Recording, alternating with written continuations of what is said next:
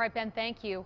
Also tonight, part of a Grand Chute hotel was evacuated today as law enforcement investigated a meth lab. Investigators say incidents like these are dangerous, but that they're not uncommon. They say they'll be recommending drug charges for 3 suspects to be sure, and possibly a 4th.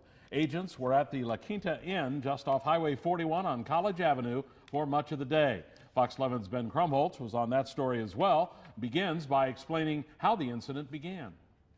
Grand Chute police say a guest of the La Quinta Inn called them at about 9 a.m. after smelling ether coming from one of the rooms. And it was discovered through the investigation that there was a possibility of drug use in the room. After getting a search warrant, Grand Chute police and fire officials had a full-scale drug investigation by noon. All the rooms around the room in question were evacuated. This is one of the frustrating things from an enforcement standpoint. We see, I don't have a percentage, but it seems like the majority of the meth labs that we wind up responding to are either in apartment buildings or hotels. Police say a 38-year-old Menasha man had been staying in the room for about 2 days. He and another 38-year-old Fox Valley man were arrested for outstanding warrants. 2 Appleton women, ages 32 and 23, were also detained.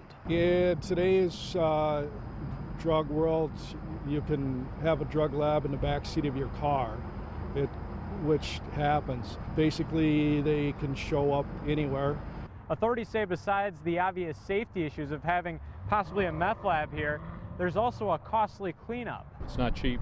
These things run on average, and when I say small, this is really not as far as labs go in a large cleanup site, but this will run $1,500 to $2,000 for the taxpayers to clean this up. Authorities say they're just happy it wasn't any worse.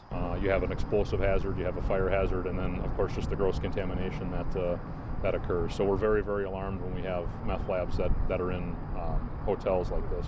In Grand Chute, Ben Krumholtz, Fox 11 News.